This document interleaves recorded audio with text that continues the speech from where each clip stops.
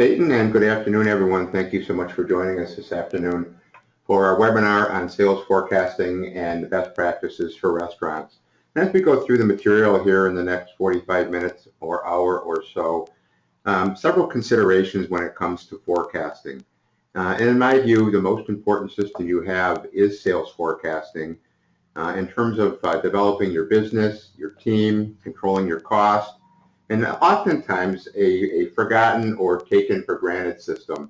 And when you think about it, your sales forecasting dictates how you schedule your team, how you manage your labor, how you order and produce your food, clean and maintain your restaurant, train and develop your team, caring for your team, caring for your guests, your own personal quality of life, both personal and while at work. So let's consider those things as we walk through today's webinar. And our learnings today are on these 3 points: how to develop a sales forecasting toolbox, how to measure the success of your forecast and the cost of missing your forecast, some of which is extremely obvious to us as restaurant operators, and some things here that may catch your attention as it relates to the overall execution of your restaurant or your team. So let's start out by answering the question, what is in your toolbox, your forecasting toolbox? And we have this in 4 different buckets. We have a forecast bucket, which includes weather and menu mix, a competitor activity bucket, which we include coupons and competitive intrusion or competitor activity in general, sales trends, considering last year's sales, current comp sales, and a 4 to 6 week average, and we have some other tools to discuss in there as well. And then calendars, marketing calendars, community calendars, holidays, annual and day part trends, and then also considering other things that impact us depending upon where our location is. If you're in the North or Midwest, perhaps snowfall, road construction pretty much anywhere across the country, and any public relations event. So we'll look at each of those 4 items one at a time. And we'll start with the toolbox regarding calendars and work our way through here. Community calendars, we're talking about school schedules, and this may be not quite as obvious as you might think. Schools at all degrees, preschool all the way up to colleges and universities in your area, that may have events that either draw people to or away from your restaurant. And then the same would hold true with community events. Anything that's going on in your restaurant community that would draw people either to or away from your restaurant. And one thing it really needs to be considered here is many of us work in restaurants in the communities that we don't live in. So it's up to us to either take an active role in community and understand what's going on, or communicate with or have community captains on our team, if you will, to help us keep abreast as to what's going on that will impact our sales and our forecasting. From a marketing perspective, LTO schedules.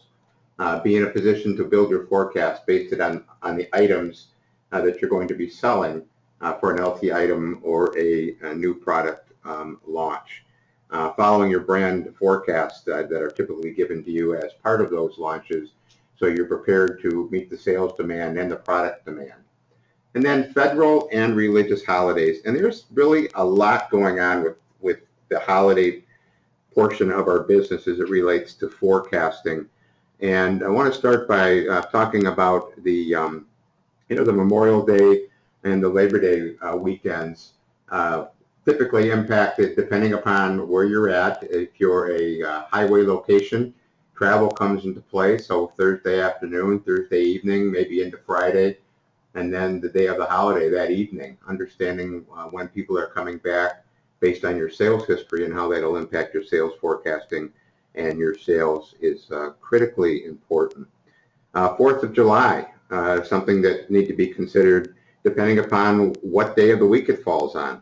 People extend their weekends when the 4th of July is on Friday and Monday, and maybe not so much on any other day that the 4th of July falls, with the exception, of course, of the weekend. And then weather, how does that come into play on the 4th of July? The other thing to consider on something like the 4th of July is slow business during the day. What happens on the late evening before, during, and after fireworks, if you have those in your general area. So important things to consider there. One thing often overlooked when it comes to sales forecasting is the federal holidays, the Martin Luther King days, the Veteran days, the President's days, typically on a Monday. And oftentimes, depending upon your restaurant, will bring different things on that business day. Oftentimes, it's a normal business day. Oftentimes, it's busier than normal, perhaps slower than normal, or even perhaps from a net sales total standpoint, it's the same, but the business comes differently. So having a process in place or data to be able to look at when the business comes and how it comes on those holidays is critically important. And then finally, the religious holidays, Easter, Christmas, Thanksgiving. Thanksgiving maybe not so much a religious holiday, but a special holiday nonetheless. And understanding what happens before those holidays. Thanksgiving, for example, Wednesday before is typically very busy on into the evening and late night if you're a late night provider. If you're open for Thanksgiving, and several of you may be, what does Thanksgiving look like? What time do you open? When do you start to see the guests come in? Make sure that you're set up for success that way. And then Christmas, Christmas Eve. Again, having history in place. If you're open Christmas Eve, how late and why, and Christmas Day, if you're open, when should you open, how late should you stay open, and then what happens the day after Christmas. So being able to understand each of those components from a calendar perspective, from a forecasting perspective, to make sure you set yourself and your team up for success is critically important. Next in our toolbox is forecasts in general. And on this side, you see, pardon me, two things. One is weather. So understanding as you're looking at writing your schedule for the next week, the best you can what the weather forecast looks like. If you're writing your schedule, getting into a holiday weekend, what does the forecast look like for that weekend? And build your schedule accordingly, and then have some flexibility if the weather significantly changes as you get closer to executing your schedule. And then the menu mix, and this is something that I found in my career that is very undervalued at the restaurant level and requires some additional coaching from an above-store leader or from somebody at the restaurant level that's got a great deal of experience that values this piece. And typically, when you have a new product or an LTO, your brand will provide for you sales assumptions and sales mix assumptions and allow you the opportunity to enter those into your back office system that will set your forecasting up properly for those items and those sales, which will by extension set you up for success from an ordering standpoint, from a preparation standpoint, and a scheduling standpoint to make sure you can meet the sales demands as they are assumed or created by your brand.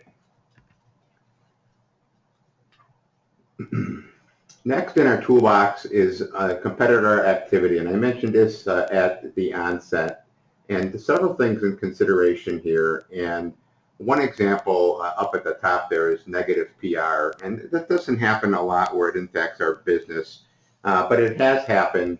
And one example is here in the Northwest, in the Minneapolis area, I should say, pardon me.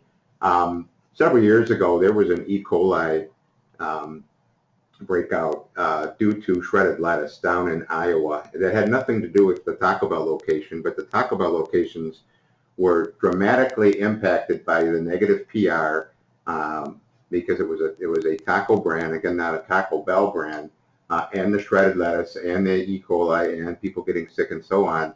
And we were negatively impacted for 7 to 10 days while we worked through that, and our guests understanding that it wasn't related to us, and they started to come back to us slowly. So we were in a position there where our sales were forecasted. We had to readjust those forecasts really on a daily basis to adjust the scheduled labor and to adjust the food that was produced for those days to protect our profits. Opening and closing restaurants, critically important to understand when those are happening, opening, if you're a quick service provider and you've got a competitor opening near you, you may feel a dip in sales for the first week, 10 days, 2 weeks, maybe even beyond that, something to consider.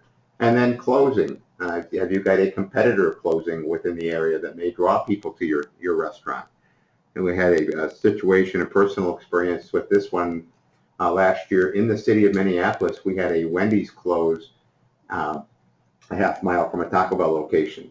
And the restaurant general manager, who happens to live in that area, was just all over that. He had the date of the closure. He actually was able to hire a couple of the employees, but he put himself from a forecasting standpoint into a really great position. Granted, he was guessing as to how much the sales would go up, but he did forecast and put himself in a position where he had enough product and then he had enough people on to meet the additional sales demands.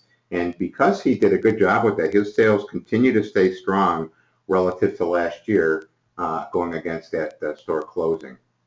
And then the positive PR, and thinking about positive PR, thinking about a couple of brands that we're close to, one being IHOP. If you're an IHOP or near an IHOP and a competitor of IHOP, when they have their free pancake day on their anniversary date, that may, obviously for IHOP, it draws people to you. If you're a competitor of IHOP, it might draw people away from you that day. So understanding that and being able to schedule, or rather forecast and schedule against that, is critically important. And then coupons, and that would really apply to any of you out there that perhaps in the pizza business, for example, that rely on coupons, or in a very competitive industry that does rely on coupons. Understanding what others are offering and how that may or may not impact your forecasting is very, very important. Next in our toolbox is sales. And here we're talking about that last year's sales and having a history, and even day part mix sales. And there are web-based solutions, and we here at Delegate have 2 of them to help us with last year's sales and trends and day parts, to really drill into when the sales are coming on any given day and how they're trending.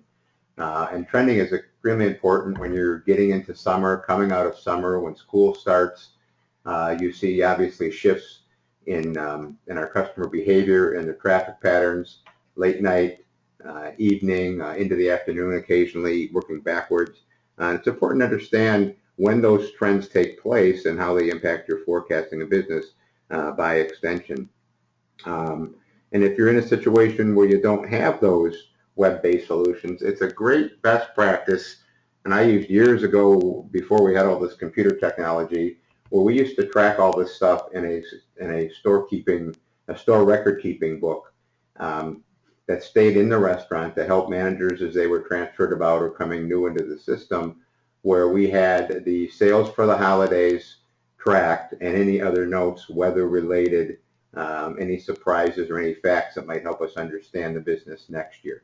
And as I mentioned, if you've got a web-based solution to help you with that, that's even all the better.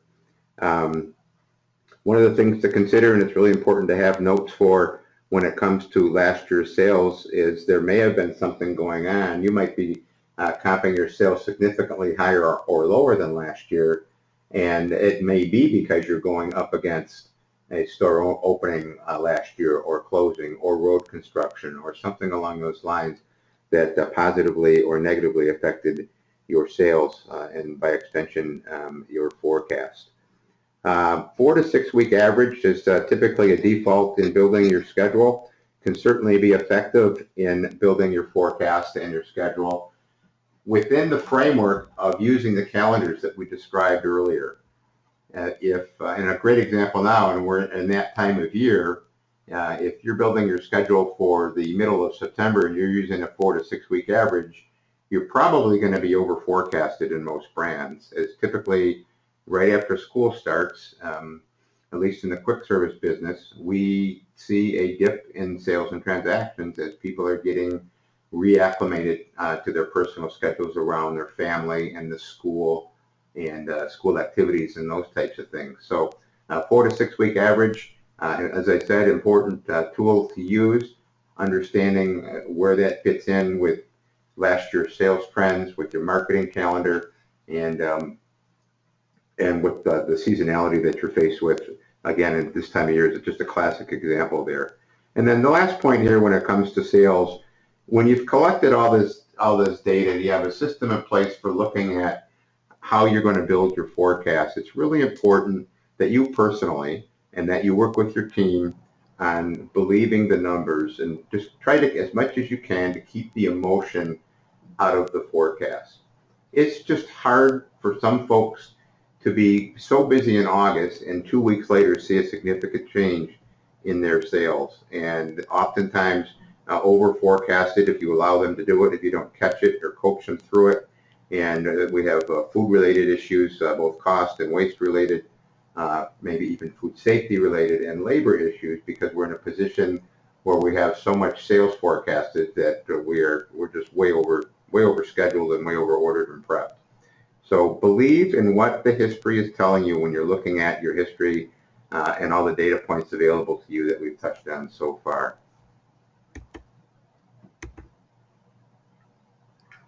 So far we've talked about the four tools, main tools, and sub-tools in your toolbox as it relates to building a forecast.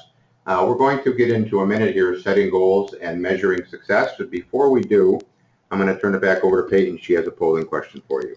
Great, thank you, Ed. Our first polling question today is, are you currently leveraging metrics or analytics from your restaurant to build and measure the success of your sales forecast? And I will open up that poll now for about 30 seconds. We'll leave that open. You can answer yes or no. We'll just hang on for a couple seconds before I get back to the presentation.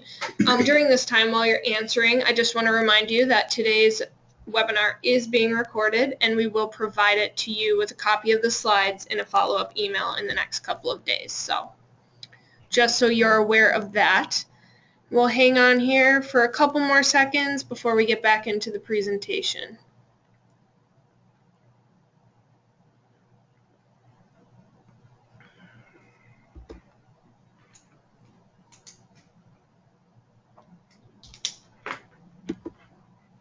Alrighty, Ed, if you want to take it back, we'll get going with the presentation again.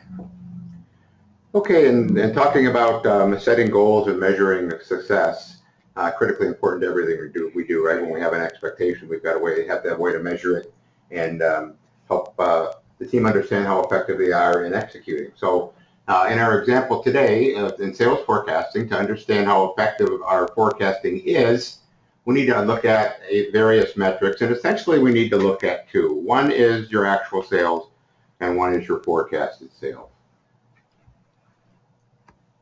And the number that I'm going to get to here shortly, when you talk about a variance in forecasted versus actual sales, we would love to be at zero, right? Well, the number that you're going to hear, or numbers or range you're going to see, is plus or minus 3 to 5% as a high-end number for a daily or weekly forecasting variance.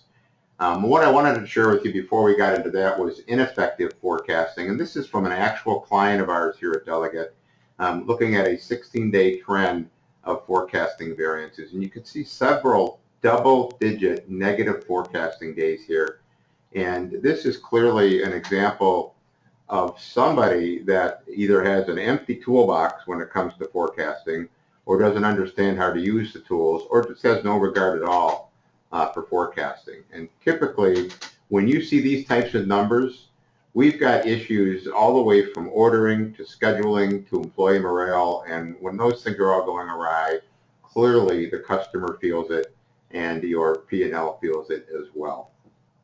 No way to run a business. So in terms of measuring your actual versus your forecasted sales, we have a very basic calculation. Your actual sales minus your forecasted sales divided by your forecasted sales gets you your variance percent. So how accurate are you? And I suggest that you look at this variance every day. If you have a web-based solution, or even your POS could probably provide this for you, you could dig into your variance on a day part basis and really understand the details of your business and how you're forecasting not only each of the individual days, but the day parts within the day part. And if you're a quick service restaurant, and I can use Taco Bell as an example, where you're open from 6 or 7 in the morning till 2, 3, 4 o'clock in the morning, it's really important now more than ever to understand your forecast from a day part standpoint as well as the day. And I mentioned a few minutes ago the percentage should always be on the slide. It says plus or minus 5%. 0 is a great place to be. Plus or minus 3 to 5%. I've always found most effective in managing our business. The sales forecasting goals, how big is your window? And this may come in handy as you're looking at a specific day and wondering, you've got all these data points, what do I forecast for today with all these data points and what I think is going to happen.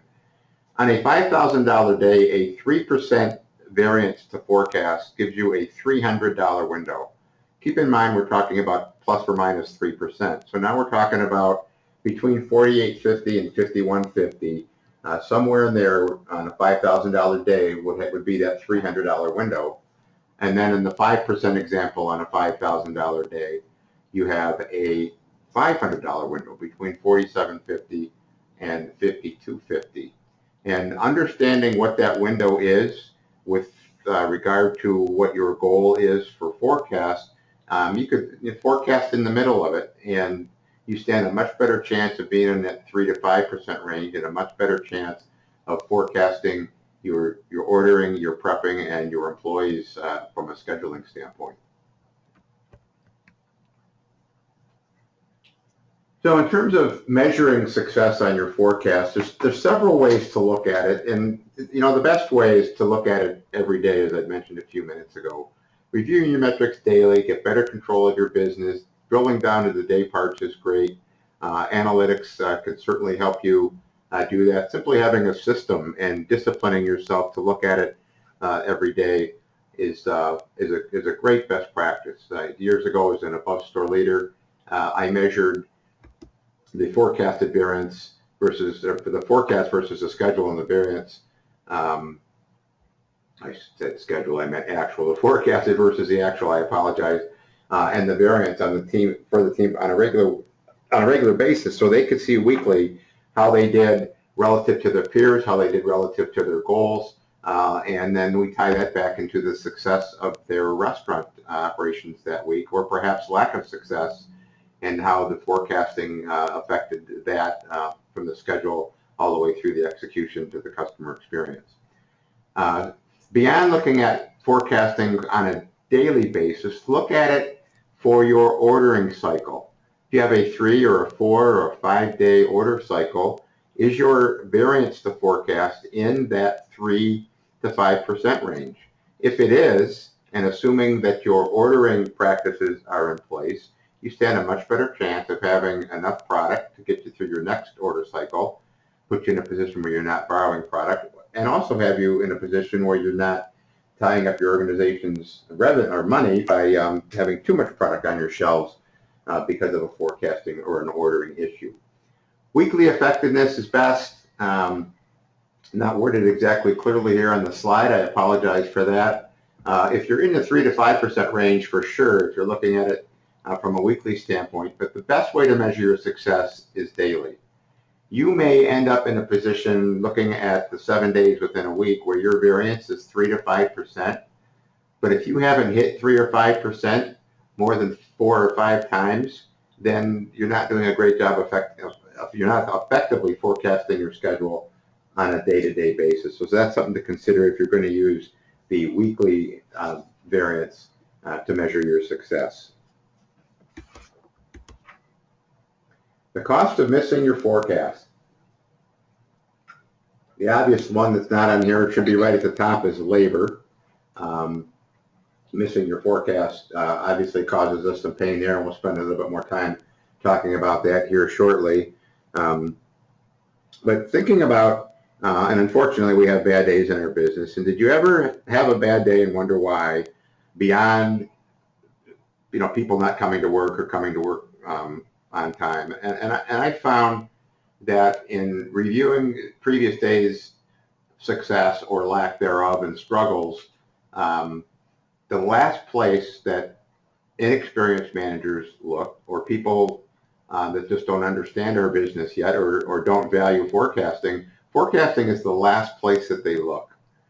And again, as I said at the beginning, it may be the most important and undervalued tool that you have to set your team up for success.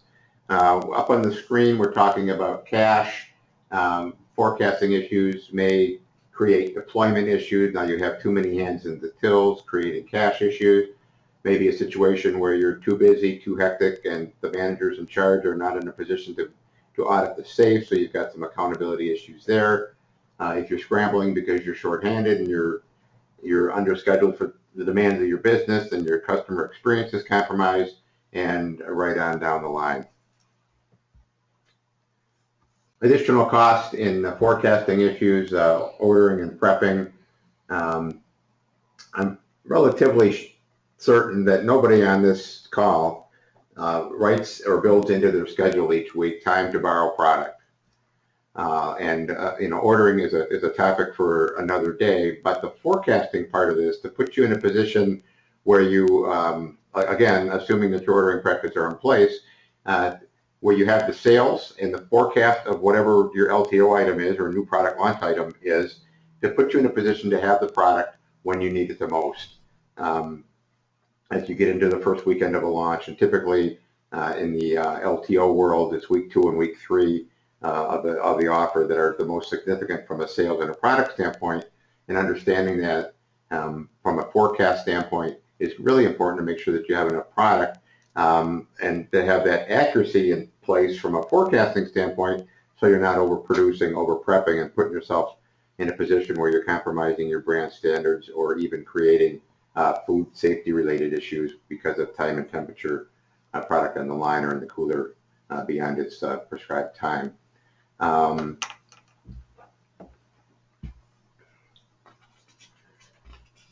Okay, we've talked a little bit here about forecasting as it relates to the schedule.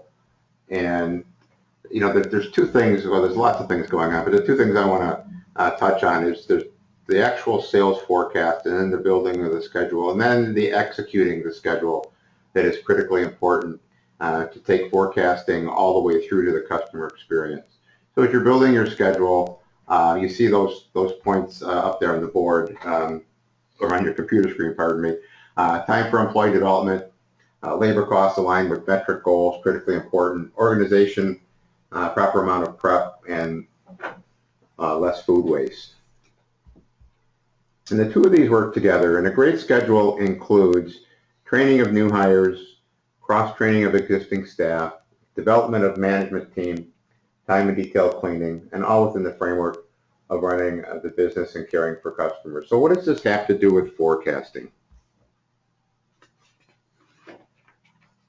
When you have large variances on the upside or the downside of a missed forecast, this is what this can look like. If you're over forecasted, you have much less sales than forecast. You are in a position where you're cutting labor. So in cutting labor, you're sending people home, perhaps eliminating training or development with your team, perhaps removing a much needed meeting from your daily plan, reducing your resources for detailed cleaning or organization, and again, perhaps food safety or food cost issues due to over prepping, overproduction. If you're in a position where you're under forecast, you have more sales in your forecast. Now you have the exact opposite of what we just shared. You're asking, perhaps insisting your team work harder. You're asking your team to stay later. You're asking your team to come in earlier, or sometimes just calling and begging them to come in. You personally staying later, coming in earlier, or perhaps even coming in on your day off. Employee training is compromised. Development is compromised. All hands are on deck serving the guest. And oftentimes in these situations, you have the wrong person in front of the guest at the wrong time, compromising the customer experience and compromising the employee experience by putting them in a really bad situation. Meetings get canceled, or meeting perhaps at your above store leader level are unattended because you're stuck in your restaurant. You have cleanliness and organizational issues. You're scrambling to manage your product to keep up with demand. That creates waste, creates mistakes, and perhaps even an employee accident when you're running around with your chicken like a chicken with your head cut off because you're up against a forecasting mistake. And all of this, obviously, if your employees and your managers are feeling this pain, by extension, your customers are feeling pain. So there's the cost of both sides of over and under forecasting laid out for you. So that brings us to an end, and before we get into the opportunity to answer questions, get into the conclusion here, and that is to arm yourself with the tools you need for an accurate forecast. And those are those 4 things we talked about at the beginning: the calendars, sales trends, competitor activity, and forecasts. Measure your success with daily data analytics and variances, and again, looking at the daily numbers and drilling into the day parts is extremely effective. And then to stay flexible, adjust your employee schedules to accommodate forecasting. And when you see things come up like last minute road construction or snow that's falling either harder or earlier than forecasted, and adjust. If you can't electronically adjust your forecast, you can certainly manually adjust the forecast and adjust your prep levels and your schedule accordingly to protect the profit side of your business. And then Ben, with your unforeseen circumstances, which basically covers my previous point of just being flexible with your schedule. So that concludes my portion. Without the questions, I'll turn it back over to Peyton. Great, thank you, Ed. Before we get into questions, we have one more polling question for you. Are you interested in having a conversation with Delegate about how you can leverage data analytics and improve your sales forecast? And we'll leave that open for a couple seconds here. Go ahead and answer that polling question. And if you have any questions, this is the time to type it in the box on the side panel. Looks like we have a couple lined up already, so you definitely still have time to ask those questions if you have any. All right, I'm going to close the poll here in about 5 seconds. And we will get into questions now. I have one here. So Ed, you talked about taking marketing campaigns into consideration when you're doing forecasting, and obviously that can help our business, but how should we take into competitors' marketing campaigns when we're building out our sales forecast? What are some things we need to think about in regards to their marketing efforts?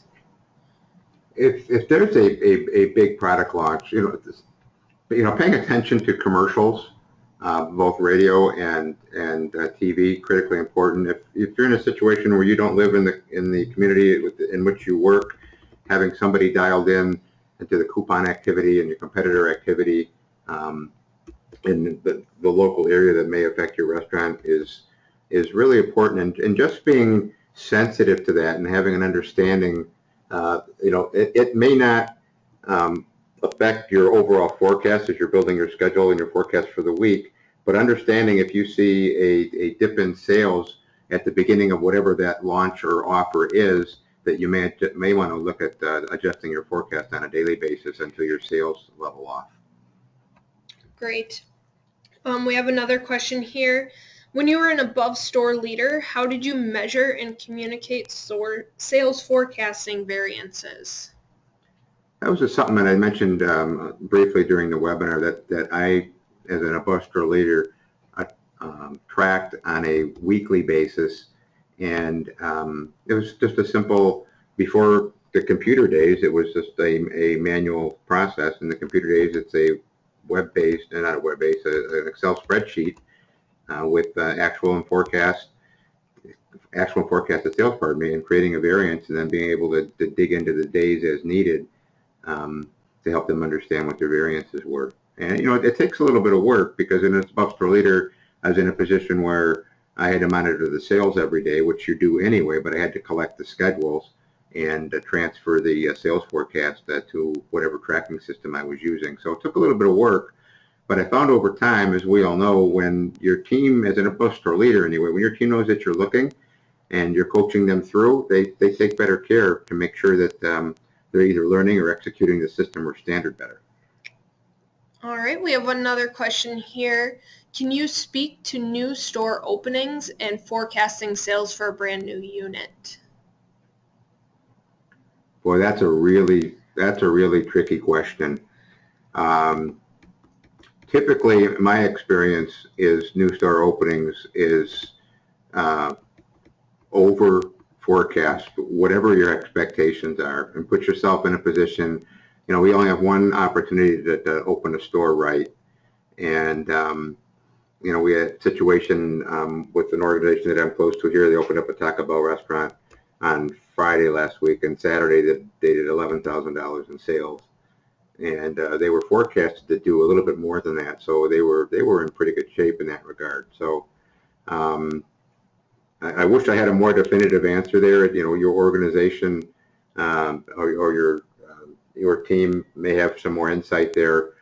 Forecast high, and put yourself in a position that you have the staff scheduled, assuming you're trained or in process of training, and that you have the product available, so you don't have product shortage. Now, the other part of that is, if you're over forecasted, you might find yourself in a position where you have too much product on hand, and you would need to work through that with either your supplier or your neighboring restaurants to help alleviate some of the issues that might be associated with that.